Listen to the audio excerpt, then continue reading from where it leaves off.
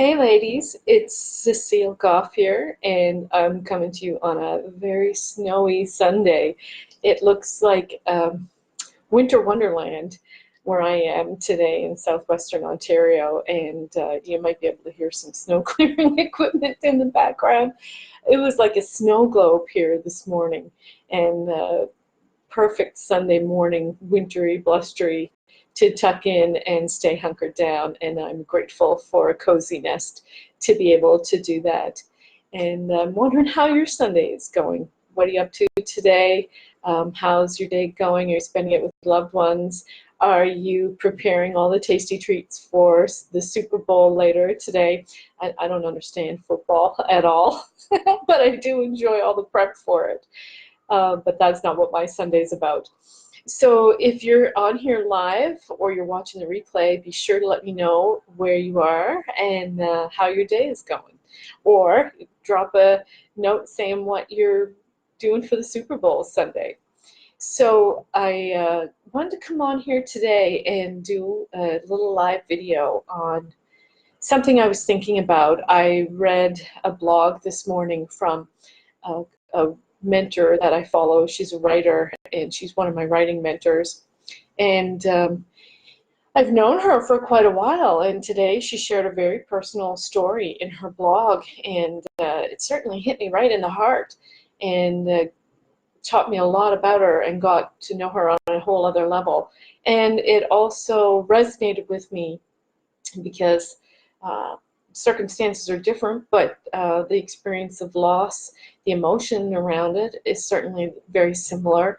So what she was talking about today, I felt really inspired by it and wanted to come in here and talk to you about it and see how you're feeling about what I'm about to talk about. So today's video is all about asking this one question.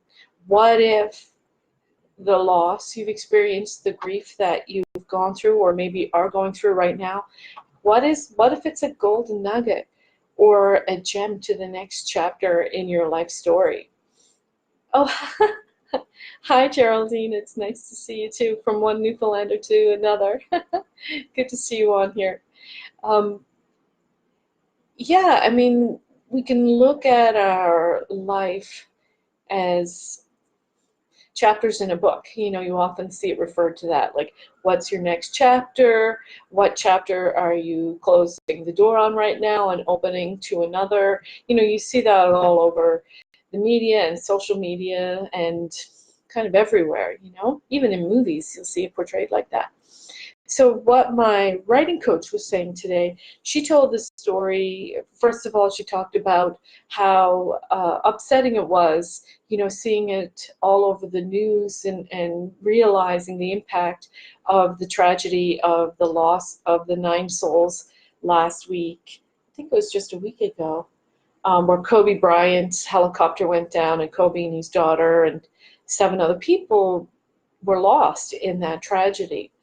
And I certainly saw it all over social media. I'm a big NBA fan, so I know who Kobe Bryant is, and I loved watching him play.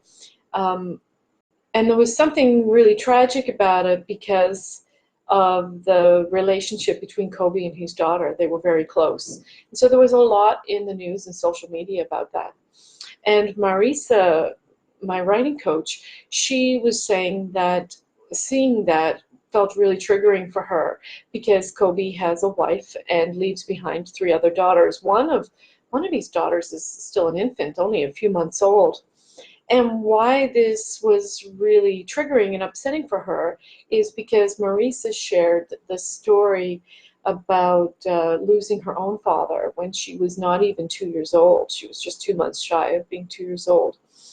And she talked in her blog, in telling her story, about the kind of impact that's had on her life.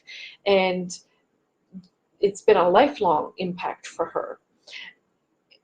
On both sides of the sword, I guess you could say, you know, it's certainly been cause for a lot of sadness in her life, but it's also been cause for a lot of reflection.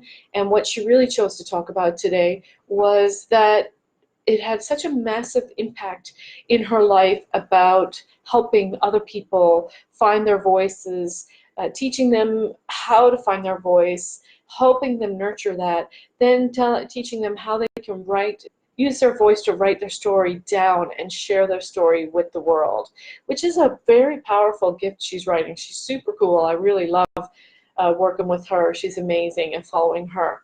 So she talked about how, you know, she doesn't pull any punches when she's talking to clients or potential clients. You know, we all have this story, a story within us. We're living out our story right now, every single day.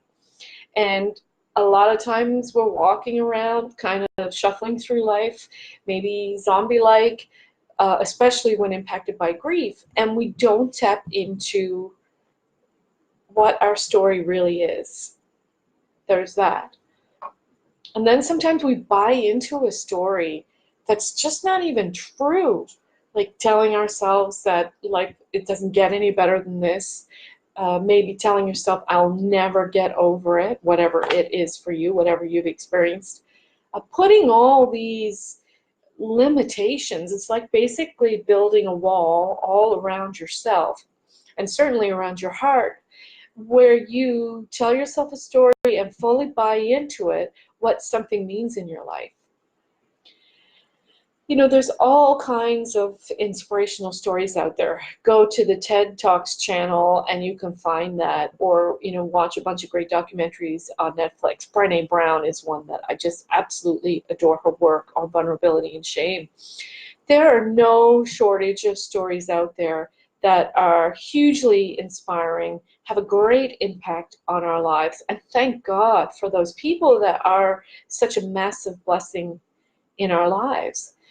But here's the thing, like, you're a blessing. You're a blessing in your own life, and you're a blessing to everyone around you, even the people that you don't know. You know, I know there's a lot of women in this group. You may not, you know, you don't know each other. Some of you do. Some of you are in here as friends and supporting each other. That's awesome. I love that. But every single one of you in this group has a story. Your life has all sorts of interesting gems and tidbits, and some of them may be, you know, circumstances that are really tough, really intense, really hardcore. That is also a very important part of your story. And, you know, it can become a part of you. The important thing with that, it's essential really, is to decide what kind of impact it's going to have on your life. And that's what Marissa was talking about, you know, about just feeling so passionate. It's her life's work to help women find their voice, to help them share their story, write it down, and get published. That's her thing. And that's an amazing, passionate life purpose. And really, it was her experience of loss that shaped that. I'm sure there were a number of things that shaped it, but, you know, she was very candid about how this had a massive impact in her life.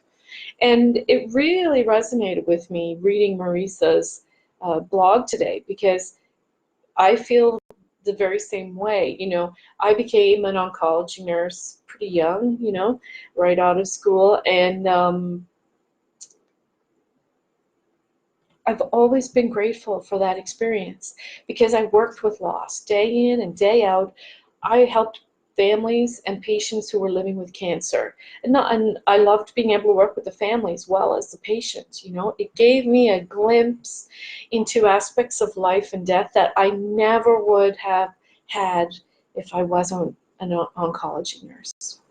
And I feel so grateful for that, because it was my absolute honor and privilege to be able to do that. It's a very sacred type of work. I really felt that being an oncology nurse was sacred. It's a calling. It's just a very special type of care, and I loved it.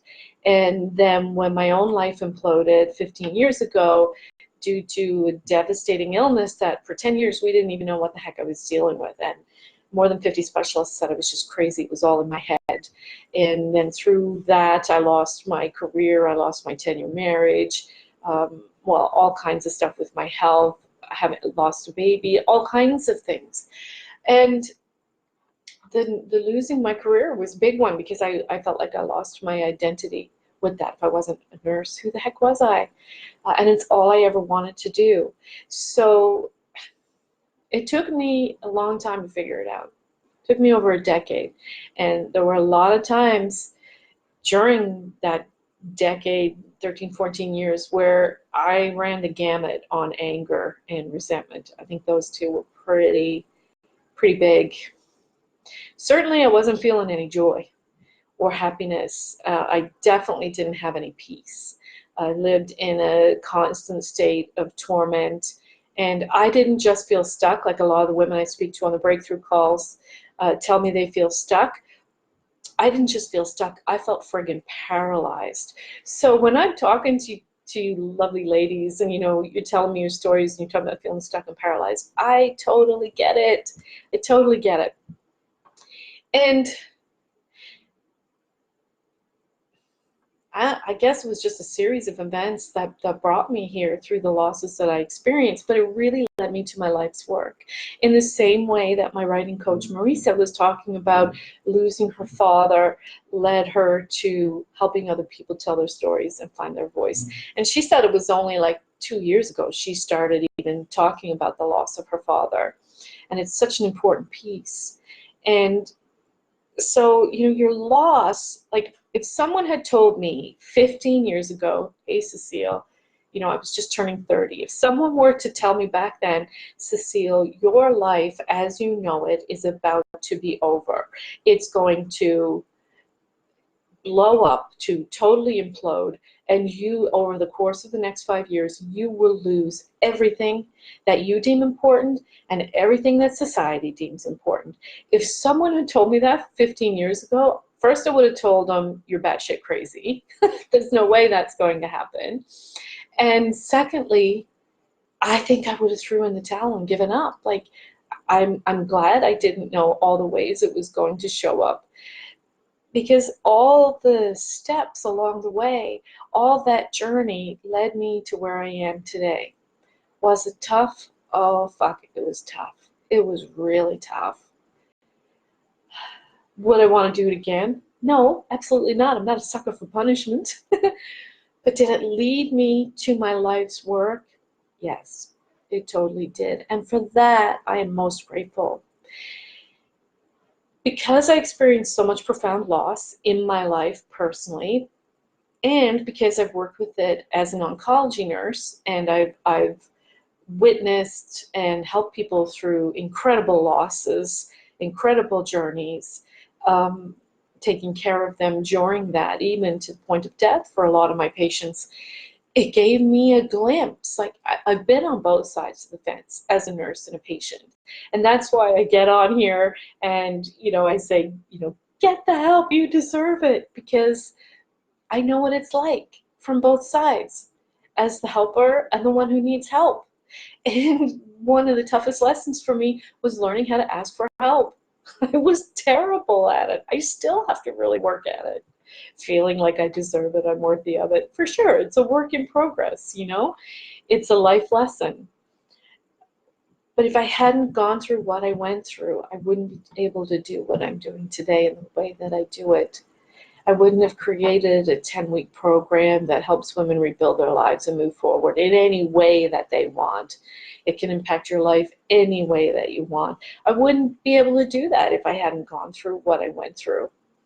Marissa, my writing coach, you know, I'm sure she wouldn't be able to help people find their voice and tell their stories if it weren't for what they went through. All the awesome motivational speeches you can watch on YouTube or through TED Talks, none of those people would be where they are today if it weren't for what they experienced. And, oh, I can't remember her name. is it Rowling's, the woman, the British woman who wrote the Harry Potter series. I'm not into Harry Potter, although people tell me I should be. I probably like it. I mean, she went through so much loss and so much rejection and was on such hard times being a single mom. And I don't know how many times her book got rejected before she got picked up, you know? And her losses led her to develop the grit and the resilience to move forward and keep going and keep getting what it is she wants. So, you go, that's why I feel so passionate about what I do and about coming in here with these messages over and over again to offer you help and say, hey, you know, you're not alone in this. And what you're experiencing and going through, your pain makes sense, absolutely. And not only that, but there's a way out. You don't have to live life, you know, half measure. Some people are even living a quarter measure. Like, your life is so precious, so precious. And what if what you went through, again, this is not about things happening for a reason. I don't believe that. What if what you went through is a part of your story that helps you develop something inside of you that you didn't have before? And I'm not just talking about the sadness and depression and anxiety and all the stuff that can go along with grief. That can be temporary. What if instead you get to experience what's on the other side of that? Which is joy, which is peace, which is contentment, which is hope, which is resilience, which is, you know, feeling and totally embodying your inner strength. What if it was that? And what if your story, what you've gone through, how you come out the other side of it, what if that can be something that helps somebody else or inspires somebody else? Maybe it's someone in your family. Maybe it's a colleague. You know, I'm really looking forward to hearing how one of my most recent clients, who's on disability for 18 months, I'm going to do well, almost a year and a half, not quite, but I'm going to be doing an interview with her soon because she just finished my 10-week program. And you know, she didn't think she'd ever get back to work, and she's doing like amazing work in the world. You know, she didn't believe anything was really possible. That's how far down she was. And now, you know, so many wonderful things have come out of it. And one of the things is that she's going back to work soon, in a matter of weeks, something she never thought she would do. And not only is that good for her financially, but it's so good for her spirits. And I know the people she works with a great team at a place that she really likes. I know they're going to see the transformation in her because it's pretty hard not to. It's so magnificent. So, you know, what if your success on the other side of it is something that the world gets to see, and the world gets to, and even if it's people just in your immediate world, it's still part of the world, it still matters, it's still important.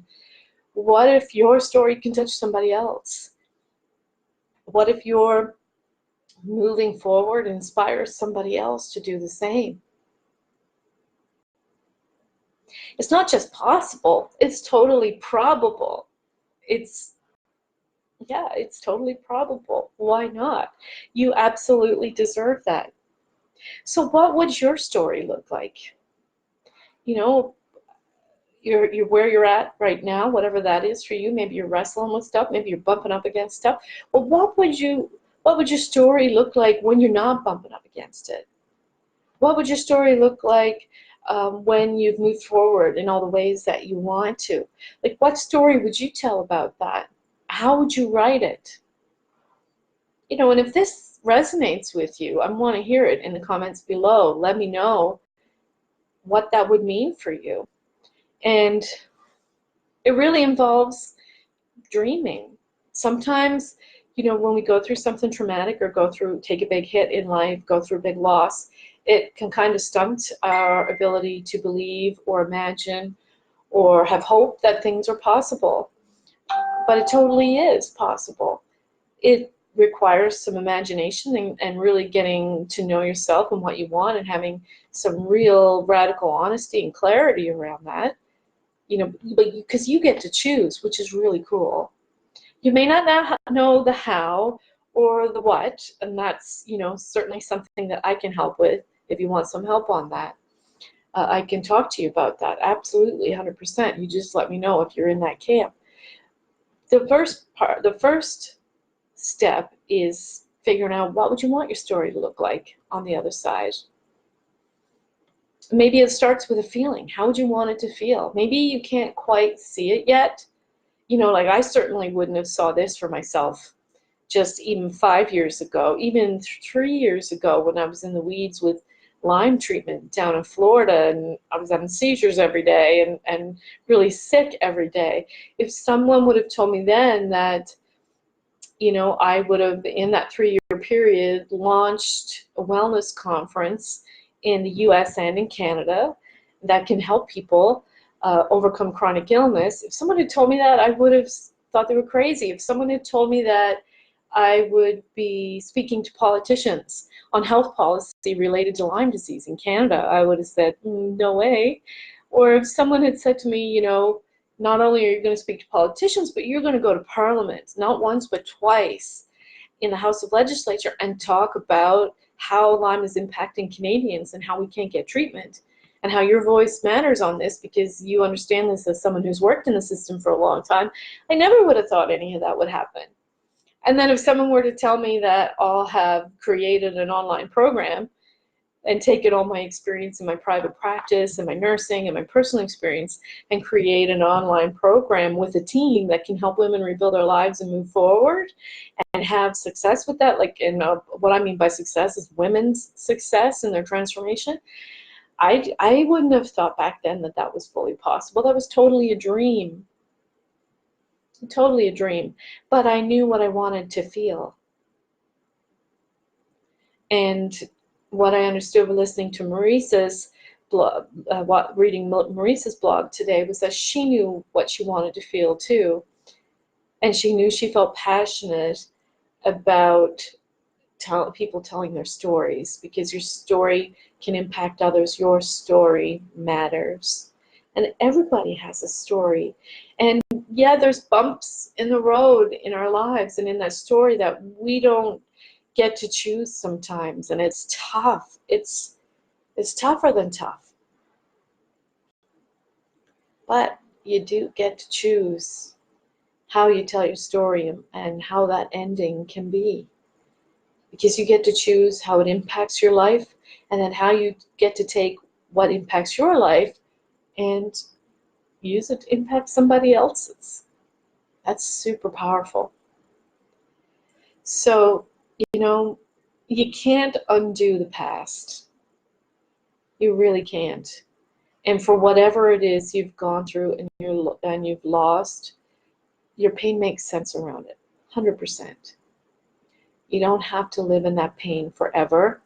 You can't undo your past, but you sure can give your future a makeover. When I lost everything, it was a clean slate. And, you know, there's rock bottom, which I'm sure I got to. But then the thing with hitting rock bottom and losing everything is you get a clean slate where you can start new. You can make it any way that you want it to be. And I knew that I wasn't sure what it was going to look like, but I knew that I wanted to help other women not go through what I went through. I knew that I wanted to help women stand up for themselves, to take back their life, to find their voice. A little bit different than what Marissa does, for sure, but it's still finding your voice and knowing how to use it. And most importantly, you know, to love yourself in spite of everything that you've gone through, because grief can make it tough to even love yourself, and I'll talk about more about that in another video. So take some time today and think about what you want your story to look like. What do you want it to feel like? What story would you tell, and how would you write it? So that's a little food for thought for you today. And like I said, chime in the comments below. Let me know what resonates with you in this video, how it makes you feel. Maybe you're working on your story right now. And hey, if you don't know where to start, or you know you have a story and you just don't know how to go about telling it, you don't know how to move forward from where you're at now, but you know you really want to, then I can help you with that. Just hit me up in the comments below and I'll tell you how you can set up a time where we can chat about it. Okay, that's it, ladies. I hope you have a great Super Bowl Sunday if you're into that. And I'm going to go for a walk in this winter wonderland we've got here. Okay, talk to you soon. Bye.